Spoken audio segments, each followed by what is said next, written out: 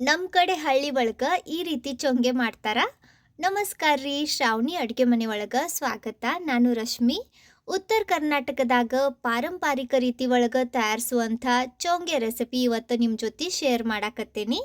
ಮೊಹರಂ ಹಬ್ಬ ಬಂದ್ರೆ ಸಾಕು, ಆಲ್ಮೋಸ್ಟ್ ಎಲ್ಲರ ಮನೆ ಒಳಗ ಈ ಚೊಂಗೆ ತಯಾರಿಸ್ತಾರ. ಭಾಳ ಈಸಿ ಮತ್ತು ಸಿಂಪಲ್ ರೆಸಿಪಿ ಐತಿ. ಆದ್ರೂ ಕೆಲವೊಂದು ಟಿಪ್ಸ್ ಮತ್ತು ಟ್ರಿಕ್ಸ್ ಫಾಲೋ ಮಾಡಿದ್ರನ ಇದು ಪರ್ಫೆಕ್ಟ್ ಆಗಿ ಬರ್ತೈತಿ. ವಿಡಿಯೋದಾಗ ಆ ಎಲ್ಲ ಟಿಪ್ಸ್ ಮತ್ತು ಟ್ರಿಕ್ಸ್ನ ತಿಳಿಸಿದ್ದೀನಿ, ಹಾಗಾಗಿ ವಿಡಿಯೋನ ಸ್ಕಿಪ್ ಮಾಡ್ಲಂಗ ನೋಡ್ರಿ. ಜಾಸ್ತಿ ತಡ ಮಾಡೋದು ಬೇಡ. ಮೊಹರಂ ಹಬ್ಬದ ವಿಶೇಷ ಈ ಚೊಂಗೆ ಹೆಂಗೆ ತಯಾರಿಸೋದು ಅಂತ ತೋರಿಸ್ಕೊಡ್ತೇನೆ ಬರ್ರಿ. ಮುಂಚೆ ಇದಕ್ಕೆ ಹಿಟ್ಟು ಕಲಿಸಿಡಬೇಕು. ನಾವು ಚಪಾತಿ ಮಾಡ್ತೇವೆ ನೋಡ್ರಿ, ಗೋಧಿ ಹಿಟ್ಟು, ಅದ ಹಿಟ್ಟಿನಿಂದ ಇದನ್ನ ತಯಾರಿಸ್ತಾರ. ಕೆಲವರು ಇದನ್ನ ಮೈದಾ ಹಿಟ್ಟಿನಿಂದನೂ ತಯಾರಿಸ್ತಾರ. ಆದ್ರೆ ಮೈದಾ ನಮ್ಮ ಆರೋಗ್ಯಕ್ಕೆ ಒಳ್ಳೇದಲ್ಲ. ಆದಷ್ಟು ಗೋಧಿ ಹಿಟ್ಟಿನಿಂದನ ಇದನ್ನ ತಯಾರಿಸ್ರಿ. ನಾನು ಈ ಮೆಜರಿಂಗ್ ಕಪ್ನಿಂದ 1.5 ಕಪ್ನಷ್ಟು ಗೋಧಿ ಹಿಟ್ಟು ತಗೊಂಡೇನಿ.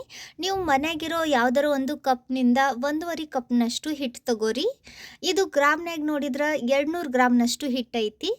ಈಗ ಇದ್ರಾಗ ರುಚಿಗೆ ತಕ್ಕಷ್ಟು ಉಪ್ಪು ಹಾಕ್ರಿ. ನಾನಿಲ್ಲಿ 1/4 ಚಮಚ ಅಷ್ಟು ಉಪ್ಪು ಹಾಕೀನಿ. ಇದನ್ನ ಮುಂಚೆ ನೋಡ್ರಿ ಹಿಂಗೆ ಡ್ರೈ ಮಿಕ್ಸ್ ಮಾಡ್ಕೊಂಡು ತಗೋರಿ. ಅಂದ್ರೆ ನಾವು ಹಾಕಿದ ಉಪ್ಪು ಈ ಹಿಟ್ಟಿನಾಗ ಚಂದಾಗ ಮಿಕ್ಸ್ ಆಕತಿ. ಈ ರೀತಿ ಇದನ್ನ ಕಲಿಸ್ಕೊಂಡ್ಮ್ಯಾಗ ಈಗ ಇದ್ರಾಗ 1 ಚಮಚ ಅಷ್ಟು ತುಪ್ಪ ಹಾಕ್ರಿ. ನಾನಿಲ್ಲಿ ಗಟ್ಟಿ ತುಪ್ಪ ಅಂದ್ರೆ ಇದನ್ನ ಕರಗಿಸಿಲ್ಲ, ಅದರಿಂದ 1 ಚಮಚ ಹಾಕೀನಿ. ನೀವು ಕರಗಿಸಿ ತಗೊಂಡ್ರೆ 2 ಚಮಚ ಅಷ್ಟು ಹಾಕ್ರಿ. ಈಗ ಇದನ್ನು ಮಿಕ್ಸ್ ಮಾಡ್ಕೊಂಡು ತಗೊಳ್ಳೋಣ. ಈ ತುಪ್ಪ ಹಿಟ್ಟಿನ ಒಳಗೆ ಎಲ್ಲ ಕಡೆ ಈವನ್ ಆಗಿ ಮಿಕ್ಸ್ ಆಗಬೇಕು. ಆ ರೀತಿ ಇದನ್ನು ಕಲಿಸ್ಕೊಂಡು ತಗೋರಿ. ನೋಡ್ರಿ, ಒಂದು ಅರ್ಧ ನಿಮಿಷ ಈ ರೀತಿ ಇದನ್ನು ಚಂದಾಗ ಕಲಿಸ್ಕೊಂಡ್ಮ್ಯಾಗ ಈಗ ಸ್ವಲ್ಪ ನೀರು ಹಾಕ್ತಾ ಹಿಟ್ಟು ನಾದಿ ತಗೊಳ್ಳೋಣ. ನಾನಿಲ್ಲಿ ತುಪ್ಪ ಹಾಕೇನಿ. ನೀವು ತುಪ್ಪದ ಬದಲಾಗಿ ಬೇಕಂದ್ರೆ ಎಣ್ಣೆನೂ ಹಾಕ್ಬಹುದು.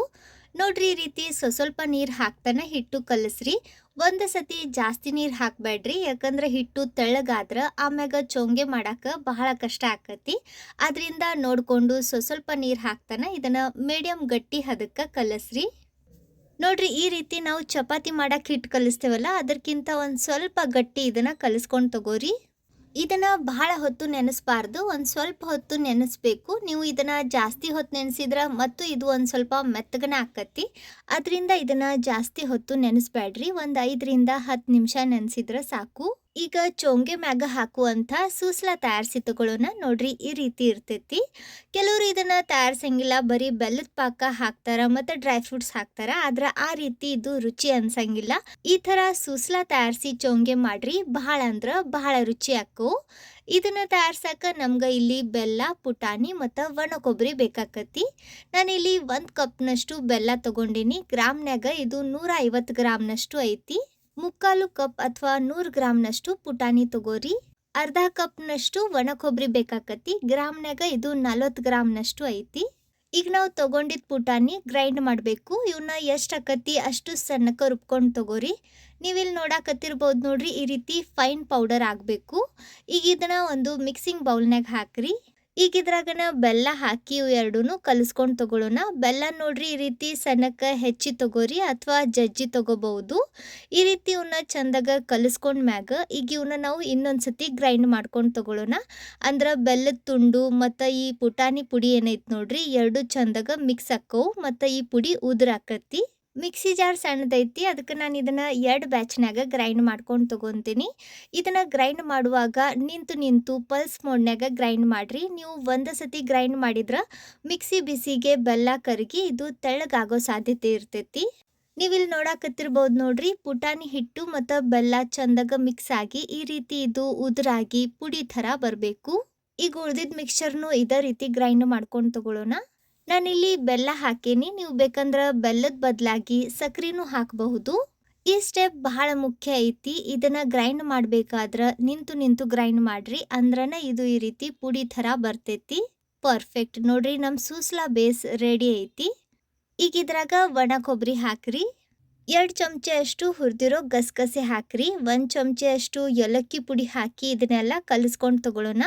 ನೀವು ಬೇಕಂದ್ರೆ 1-2 ಚಮಚ ಅಷ್ಟು ಬಿಳಿ ಎಳ್ಳುನು ಹುರಿದು ಹಾಕಬಹುದು. ಈ ರೀತಿ ಇದನ್ನ ಚಂದಾಗ ಮಿಕ್ಸ್ ಮಾಡ್ಕೊಂಡ್ರೆ ರೆಡಿ ಆತ್ ನೋಡ್ರಿ ಸೂಸ್ಲಾ. ಈ ಥರ ಸೂಸ್ಲಾ ತಯಾರಿಸಿ ಇದರಿಂದ ನೀವು ಕರ್ಚಿಕಾಯಿನೂ ಮಾಡಬಹುದು. ಬಹಳ ರುಚಿ ಆಕ್ಕವು.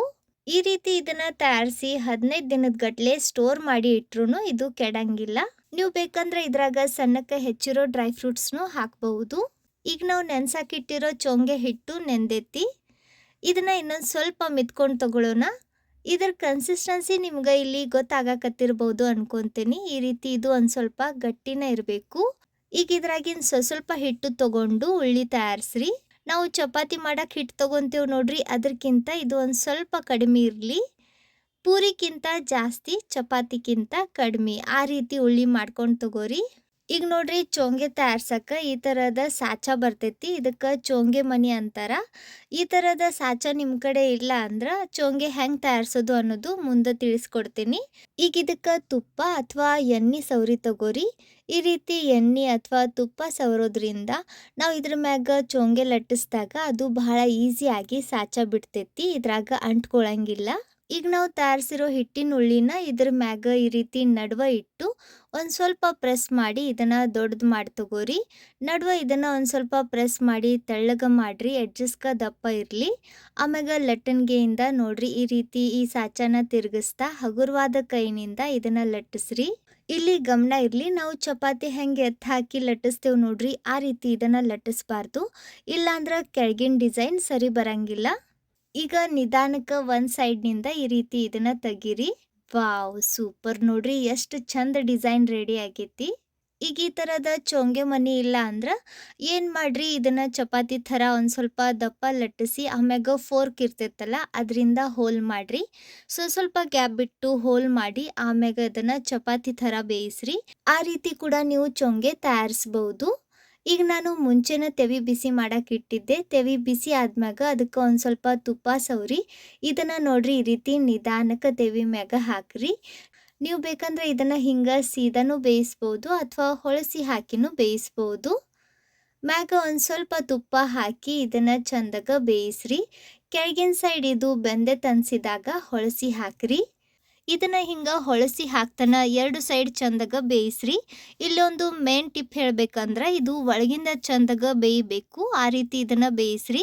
ಇದು ಹಸಿ ಬಿಸಿ ಉಳಿದ್ರ ಗೋಧಿ ಹಿಟ್ಟಿರೋದ್ರಿಂದ ಕುಪ್ಪತ್ತಾಗೋ ಸಾಧ್ಯತೆ ಇರ್ತೈತಿ. ಅದರಿಂದ ಗಮನ ಇಟ್ಟು ಎರಡು ಸೈಡ್ ಹೊಳಸಿ ಹಾಕ್ತಾ ಒಂದು ಸ್ವಲ್ಪ ಪ್ರೆಸ್ ಮಾಡ್ತಾನೆ ಇದನ್ನು ಚಂದಾಗ ಬೇಯಿಸ್ರಿ. ನಾವು ತಯಾರಿಸಿರೋ ಎಲ್ಲ ಚೊಂಗೆನೂ ಇದೇ ರೀತಿ ಒಂದು ಸ್ವಲ್ಪ ತುಪ್ಪ ಸವರಿ ಬೇಯಿಸಿ ತಗೊಳ್ಳೋಣ. ಇಲ್ಲಿ ಗಮನ ಇರಲಿ, ಇವನ್ನ ಮೆತ್ತಗೆ ಬೇಯಿಸ್ಬೇಕು, ಬಿರುಸಾಗೋ ರೀತಿ ಬೇಯಿಸ್ಬೇಡ್ರಿ. ಈಗ ಈ ಚೋಂಗೆ ಮ್ಯಾಗ ಸೂಸ್ಲ ಹಾಕಿ ತಗೋಬೇಕು. ಇದಕ್ಕೆ ನಮ್ಗೆ ಇಲ್ಲಿ ಒಂದು ಸ್ವಲ್ಪ ತುಪ್ಪ ಮತ್ತು ಸಣ್ಣಕ್ಕೆ ಕಟ್ ಮಾಡಿರೋ ಬಾದಾಮ್ ಬೇಕಾಕವು. ಬಾದಾಮ್ ಆಪ್ಷನಲ್ ಐತಿ, ಬ್ಯಾಡ್ ಅಂದ್ರೆ ಸ್ಕಿಪ್ ಮಾಡ್ಬೋದು. ನೋಡ್ರಿ, ಪ್ಲೇಟ್ನ್ಯಾಗ ನಾವು ತಯಾರಿಸಿರೋ ಚೋಂಗೆ ಈ ರೀತಿ ಇಟ್ಟು ಇದ್ರ ಮ್ಯಾಗ ತುಪ್ಪ ಹಾಕ್ರಿ. ಈಗ ನಾವು ತಯಾರಿಸಿರೋ ಸೂಸ್ಲ ಈ ಚೋಂಗೆ ಮ್ಯಾಗ ನೋಡ್ರಿ ಈ ರೀತಿ ಸ್ಪ್ರೆಡ್ ಮಾಡ್ರಿ. ನಾವು ಮುಂಚೆ ತುಪ್ಪ ಹಾಕೀವಿ, ಅದರಿಂದ ಮ್ಯಾಗ ಸೂಸ್ಲ ಹಾಕಿದ ನಂತರ ಸೂಸ್ಲ ಚೊಂಗೆಗ ಚಂದಗ ಅಂಟ್ಕೊಂತೈತಿ, ಉದ್ರಂಗಿಲ್ಲ. ಮ್ಯಾಗ ಇನ್ನೊಂದು ಸ್ವಲ್ಪ ತುಪ್ಪ ಹಾಕಿ ಬಾದಾಮ್ ಹಾಕ್ರಿ. ಇದ್ರಾಗ ನಾವು ಎಷ್ಟು ತುಪ್ಪ ಹಾಕ್ತೇವೆ ನೋಡ್ರಿ ಅಷ್ಟು ಚೊಂಗೆ ತಿನ್ನಾಕ ರುಚಿ ಅನ್ನಿಸ್ತವು. ಈಗ ಇನ್ನೊಂದು ಚೊಂಗೆ ಇದ್ರ ಮ್ಯಾಗ ಇಟ್ಟು ಸೇಮ್ ಪ್ರೊಸೀಜರ್ನ ರಿಪೀಟ್ ಮಾಡಬೇಕು. ಮುಂಚೆ ಒಂದು ಸ್ವಲ್ಪ ತುಪ್ಪ ಹಾಕ್ರಿ, ಆಮ್ಯಾಗ ಇದ್ರ ಮ್ಯಾಗ ನಾವು ತಯಾರಿಸಿರೋ ಸೂಸ್ಲ ಹಾಕಿ ಇನ್ನೊಂದು ಸ್ವಲ್ಪ ತುಪ್ಪ ಹಾಕಿ ಬಾದಾಮ್ ಉದ್ರಿಸ್ರಿ. ಎಲ್ಲ ಚೊಂಗೆನೂ ಈ ರೀತಿ ಒಂದ್ರ ಮ್ಯಾಗ ಬಂದಿಡ್ರಿ, ಅಂದ್ರೆ ಕೆಳಗಿನ ಸೈಡ್ನು ಇದಕ್ಕೆ ಸೂಸ್ಲ ಹತ್ತೈತಿ. ಈ ರೀತಿ ಇವನ್ನ 1 ಗಂಟೆ ಇಟ್ಟು ಮ್ಯಾಗನ ತಿನ್ರಿ, ಅಂದ್ರೆ ಇವು ತಿನ್ನಾಕ ರುಚಿ ಅನ್ನಿಸ್ತವು. ಈ ಸೂಸ್ಲ ಇರಲಿ ಅಥವಾ ತುಪ್ಪ ಇರಲಿ ಚೊಂಗೆ ಒಳಗಿನ ತನಕ ಚಂದಾಗ ಹೀರ್ಕೊಂಡು ಇನ್ನೂ ರುಚಿ ಆಕ್ಕವು. ಈ ರೀತಿ ಇವನ್ನ ತಯಾರಿಸಿ ತಿಂದ್ರೆ ಸೇಮ್ ಖರ್ಜೂರ ಇರ್ತೈತಿ ನೋಡ್ರಿ, ಅದೇ ಥರ ಟೇಸ್ಟ್ ಬರ್ತೈತಿ. ಸೊ ಇವತ್ತಿನ ಈ ಚೋಂಗೆ ರೆಸಿಪಿ ನಿಮ್ಮೆಲ್ಲರಿಗೂ ಚಲೋ ಅನ್ಸೈತಂತ ಅನ್ಕೊತೇನೆ. ರೆಸಿಪಿ ಚಲೋ ಅನ್ಸಿದ್ರೆ ಸ್ವಲ್ಪರ ಯೂಸ್ಫುಲ್ ಅಂತ ಅನ್ಸಿದ್ರೆ ಲೈಕ್ ಮಾಡಿರಿ. ನಿಮ್ಮ ಫ್ರೆಂಡ್ಸ್ ಹಂಗೆ ಫ್ಯಾಮ್ಲಿ ಸರ್ಕಲ್ ಜೊತೆ ವಿಡಿಯೋನ ಶೇರ್ ಮಾಡಿ ಪ್ರೋತ್ಸಾಹಿಸಿ. ವಿಡಿಯೋ ನೋಡಿದ್ದಕ್ಕೆ ಧನ್ಯವಾದ. ಭೇಟಿ ಆಗೋಣಂತ ಇದೇ ಥರದ ಮತ್ತೊಂದು ಹೊಸ ರುಚಿಯಾಗಿರೋ ಯೂಸ್ಫುಲ್ ಇನ್ನೋವೇಟಿವ್ ಸಿಹಿ ರೆಸಿಪಿ ಜೊತೆಗೆ. ಅಲ್ಲಿವರೆಗೂ ನಕ್ಕೊಂತಿರ್ರಿ, ತಿನ್ಕೊಂತಿರ್ರಿ, ಖುಷಿಯಾಗಿರ್ರಿ.